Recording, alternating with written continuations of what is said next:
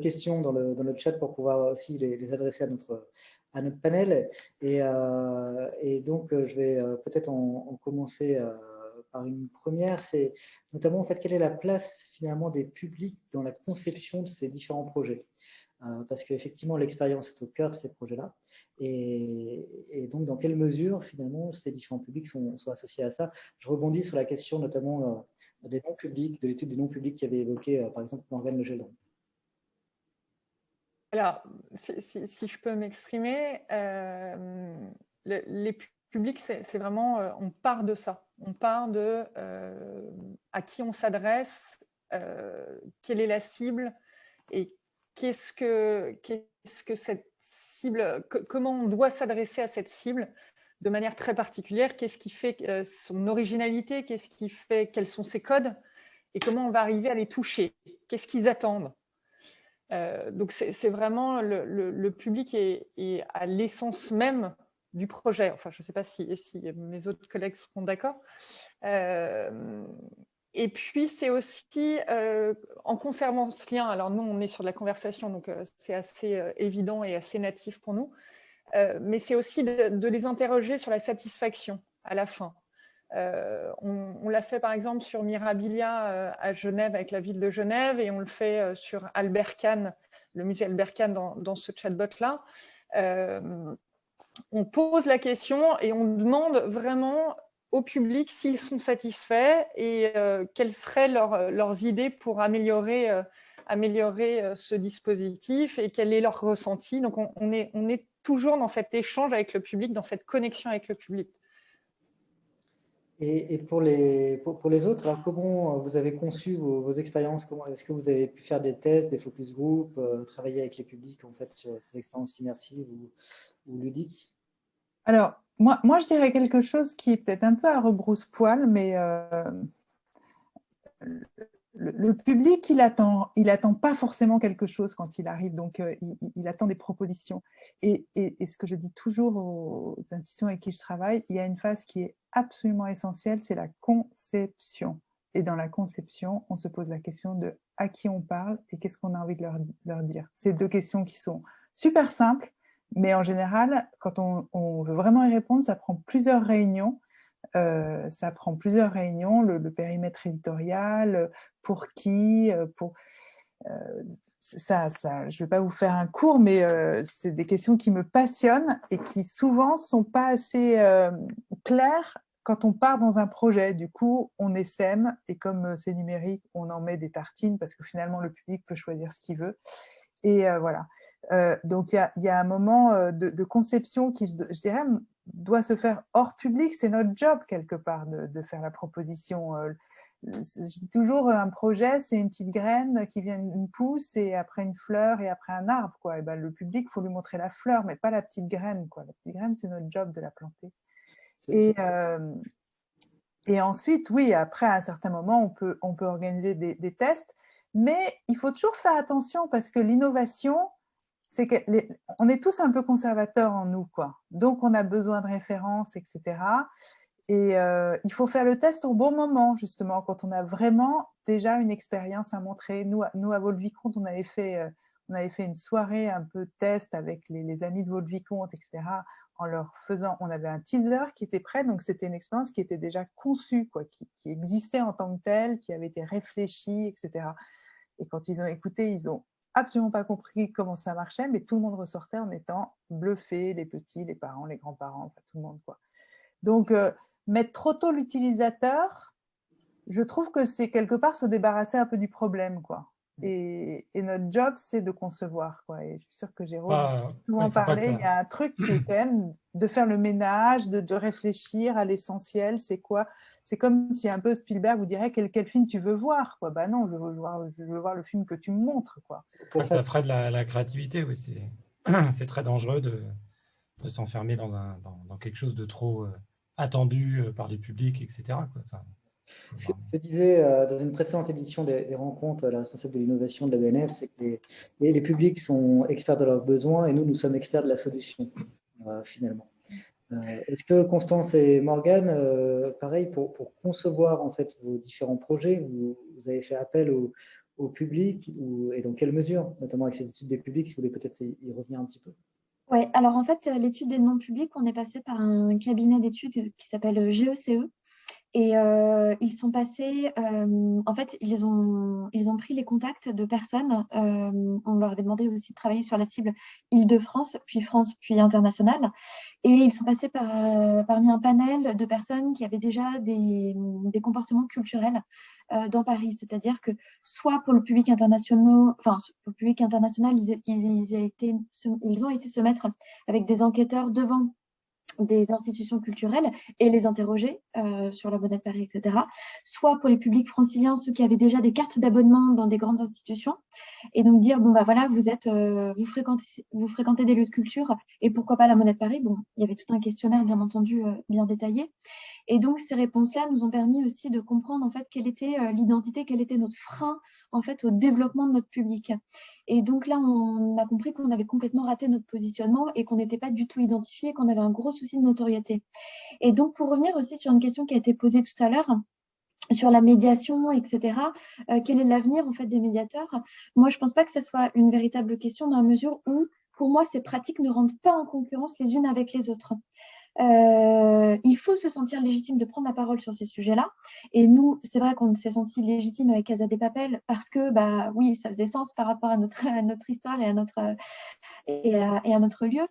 Mais voilà, je pense que les personnes qui vont venir voir Casa de Papel ne sont pas forcément des gens qui seraient venus naturellement dans notre musée parce qu'ils se seraient pas dit, finalement, j'ai quelque chose à y voir ou j'ai quelque chose qui va m'intéresser. Donc, c'est à partir de là qu'on va les attraper, qu'on leur dire, bah, en fait, c'est beaucoup plus large que ça, le propos qu'on a à tenir. Donc, et puis vice-versa, des grands-parents qui viennent avec leurs petits-enfants pour montrer comment sont fabriquées les pièces que la petite souris distribue. C'est pas forcément des gens qui vont être adeptes de notre jeu. Donc, c'est pas des... On ne rentre pas en concurrence. Je pense que l'essentiel, en revanche, c'est de proposer du contenu de qualité. Et d'où le fait que, comme disait Laurence, l'importance vraiment de bien cadrer un projet en amont, de se dire qu'est-ce qu'on a envie de raconter et pourquoi c'est important pour nous de prendre la parole. Parce qu'un propos qui n'aurait pas de contenu, bah, les gens vont venir une fois et ne reviendront plus après. Donc, on ne peut pas se permettre d'avoir une expérience ludique, mais qui n'est pas de véritable propos ni scientifique ni historique derrière. Le but, c'est effectivement d'avoir des expériences de qualité. Ainsi que Constance, en tant que directrice de la médiation, comment les publics sont associés éventuellement à la conception chez Novelab? Tout à fait. En fait, je rejoins à la fois Laurence, Morgane, un peu de tous, mais en fait, c'est hyper intéressant parce qu'en effet, on ne peut pas raconter une histoire, on ne peut pas créer une expérience en réalité virtuelle ou en réalité augmentée sans avoir un contenu scientifique, historique. Et le contenu est primordial et il doit être au cœur de l'expérience. Ça, j'en suis persuadée. Et concernant le public, je rejoins également Laurent sur le fait qu'il faut aussi le surprendre et aussi lui permettre de vivre une expérience incroyable et donc ne pas forcément mâcher le travail en amont. Par contre, nous, on s'attache énormément avec les musées avec lesquels on travaille, que ce soit la Cité de l'Espace, le musée au Parc d'Alésia, voilà, des institutions avec lesquelles ils ont déjà travaillé sur quel est le public qu'ils veulent cibler. Et par rapport au Donjon de Rouen, par exemple, il y avait cet escape game classique au départ, et donc qui accueillait des familles, du jeune public, des scolaires, mais aussi des entreprises. Et donc, ils se sont rendus compte que le public cible, c'était les comités d'entreprise pour un escape game entre 6 à 8 personnes. Et donc, on a affiné avec eux au fur et à mesure la demande, mais tout en gardant un effet de surprise et ne pas non plus faire intervenir le public en amont. En tout cas, il faut comprendre son public, le surprendre et surtout rappeler que l'histoire est vraiment au cœur de l'expérience. Sans l'histoire et sans l'histoire et le contenu, l'expérience peut vite être plate et le numérique prend le dessus et c'est pas du tout ce qu'on souhaite faire aujourd'hui. Moi, je voudrais réagir là, à Laurence Fidry qui nous parle marketing et tout ça. Bon, moi, je suis nulle en marketing, hein, mais je crois beaucoup à la création. Quand on a innové à l'abbaye aux Dames avec les voyages sonores 3D, les gens de l'abbaye nous avaient dit, mais écoutez, on est bien embêtés parce que nous, on est une abbaye romane, enfin, on parle religion, en plus, c'est un lieu dédié à la musique baroque, donc on parle musique baroque, donc autant dire, ça fait chier tout le monde pour le faire court, quoi. Surtout les enfants, non, ça. Et notre public a en moyenne 62 ans. Et en fait, on leur dit, oui, mais il y a quantité de séries, de BD, etc., qui sont sur les moines, sur les abbesses, enfin, c'est pas parce qu'au contraire, quoi, saisissons-nous du sujet à pleines dents pour... Et on nous a toujours dit, il faut faire court, etc. Aujourd'hui, on a un parcours qui dure 1 heure, qui parle de religion, de musique, aussi de plein d'autres choses, de guerre, enfin de toute l'histoire de l'abbaye. Et les gens de l'abbaye aux Dames disent, c'est sidérant, il n'y a pas un enfant qui enlève le casque pendant la visite, quoi, au bout de 3 minutes, et qui dit, bon, allez, on rentre, j'en ai marre, où est ma Game Boy, je sais pas quoi. Donc, moi, je pense qu'il faut revenir à l'essentiel, c'est l'histoire, qu'est-ce qu'on raconte, comment on la raconte. Tout sujet est bon à raconter, quoi. Mais par contre, il ne faut pas confondre médiation et scénarisation. C'est pas du tout la même chose. Parfois, on nous passe des contenus scientifiques en disant, tiens, voilà, c'est fait, quoi. Non, pas du tout, en fait. C'est vraiment de la matière première, et après, on se met en cuisine et on crée un scénario narratif, en fait, que ce soit en VR, avec n'importe quelle technologie, quoi.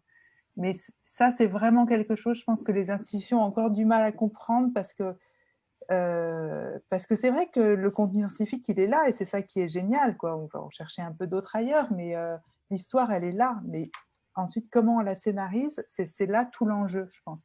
Et on n'est pas obligé de tomber dans des choses de loisirification et de marketing, etc. C'est au contraire, quoi. Il faut aller au-delà de ça et avoir de l'ambition.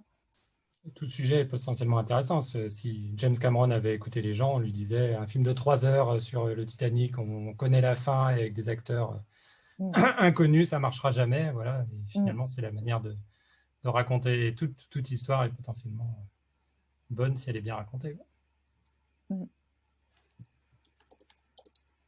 Et l'innovation, c'est quelque chose, il y a une part de risque aussi. Il faut accepter, je pense, cette part de risque qui est aussi intéressante, mais il faut l'accepter en fait, ça demande beaucoup de travail du coup, parce qu'on ne va pas répéter la chose d'à côté, on va plutôt réfléchir en amont à c'est quoi l'ADN du lieu, qu'est-ce qu'on veut raconter, comme à la Monnaie de Paris, quel public on a envie d'attirer. C'est évidemment pas intuitif de mettre la Casa des Papel à la Monnaie de Paris, quoi. C'est pour une raison précise. Enfin, et je pense que c'est tout ce travail-là qui est hyper passionnant. Dans les appels d'offres, il n'y a jamais une ligne budgétaire sur cette partie-là, alors que c'est vraiment un endroit où il faut travailler ensemble, en fait, et qui est absolument essentiel à la réussite du projet, quoi. C'est des choses, je ne sais pas, on est en extérieur, donc c'est compliqué d'avoir un écran en extérieur. C'est des choses toutes bêtes parfois, quoi. Mais parfois, on a l'impression qu'il y a une duplication des solutions sans avoir du tout imaginé exactement ce qu'il faudrait pour le lieu et pour le public ciblé, quoi. Alors, une question sur l'adaptation en fait, des lieux, finalement, à ce type d'expérience qui était posée dans le chat, c'est savoir en fait, que finalement, est-ce que ces expériences ne sont pas plus pertinentes dans des lieux patrimoniaux et moins dans des musées? La présence des collections, est-ce qu'elle pourrait nuire au discours? Non, moi, je ne crois pas du tout. Je pense pas non plus. Pas du tout, au contraire, quoi. Je pense que les musées sont beaucoup plus contraints par leurs équipes de conservateurs, etc. Ils sont peut-être plus...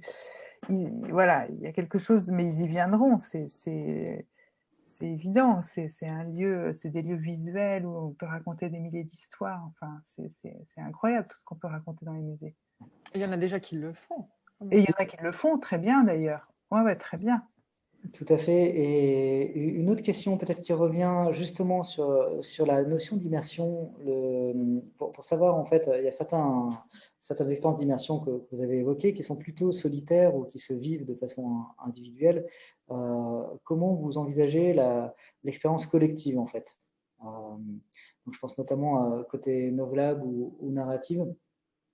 Est-ce qu'il y a des solutions pour vivre à plusieurs ou en famille en fait? Tout à fait. Il y a plusieurs. En fait, on revient sur l'action du support. On parlait voilà, du récit. On parle. Tu posais la question sur la partie à la fois soit dans un lieu patrimonial, soit dans un musée. Moi, je trouve que la question, c'est la question du support. Quel support on utilise pour transmettre voilà, une histoire. Alors nous, on utilise à la fois la réalité virtuelle, la réalité augmentée. La réalité augmentée, par exemple, c'est un bon outil pour le vivre en famille via une tablette, un téléphone, ou bien comme le fait Narrative avec le son, hein, tout simplement. Et pour la réalité virtuelle, on peut vivre cette expérience également ensemble avec des écrans qui projettent voilà, l'expérience que vit un tel dans le casque, ou même avec le Donjon de Rouen, c'est une expérience collective. C'est une expérience multijoueur, c'est ce que je disais. En fait, l'expérience du donjon, les visiteurs ont un casque, mais ils peuvent se voir à travers le casque, donc ils peuvent voir les visiteurs qui sont autour d'eux, ils peuvent communiquer, ils peuvent parler. On n'est pas, comment dire, fermé dans un casque et on n'a plus accès à l'extérieur. Voilà, tout dépend du support qui est utilisé, que ce soit une application de visite, que ce soit un casque de réalité virtuelle, que ce soit un écran de projection. Il y a plein de choses à mettre en place, à la fois collectives et individuelles. Et je laisse Laurence rebondir. Ouais. Je suis tout à fait d'accord avec toi. Moi, je pense que ça, là aussi, c'est un choix, en fait, de type d'expérience. Et quand je dis un choix, ce n'est pas du tout en termes de technologie, c'est la question qui se pose au début. Quel type de public vous avez, surtout des familles avec des petits, des grands salles. Alors, ça serait cool qu'ils le fassent ensemble. Voilà, c'est des choix de paramétrage au début, mais qui n'ont rien à voir avec la technologie. Le choix de qu'est-ce qu'on en fait, ce choix est multiple, en fait. Et je dirais souvent, alors ça fait 12 ans que j'ai fondé Narrative et 12 ans qu'on innove, souvent dans ce genre de conférences, on cherche tous la solution Graal. Et en fait, la solution Graal n'existe pas. En fait, il n'y a que des solutions un peu... Enfin, tout ce qu'on propose est très différent et en même temps très adapté à certains contextes ou dans certains cas, etc. Ce qu'il faut, c'est rester très ouvert, je pense, à ce qui peut être. Moi, je dis toujours, je ne sais absolument pas ce que je ferai l'année prochaine, quoi. Tous les ans, je change parce qu'en fait, c'est des briques qu'on prend et qu'on est tous à fabriquer en fonction, évidemment, de comment la technologie avance, mais aussi comment les usages évoluent, comment il s'est passé un truc à un endroit qui influence d'autres choses, etc. Enfin, c'est là où il faut rester ouvert, c'est qu'on ne sait pas ce qu'on fera demain et c'est tant mieux quelque part, quoi. Ouais. Et ne pas sortir de cette conférence dans alors il y a ça et ça, quoi. Non. Voilà une belle conclusion. Effectivement, malheureusement, le temps court et nous devons clôturer nos différents échanges où effectivement, on ne sait pas forcément quoi sera fait demain, mais voilà quelques pistes ou en tout cas quelques projets qui peuvent éventuellement aussi inspirer sans être forcément dogmatiques, avec une diversité en fait finalement de solutions possibles et envisageables.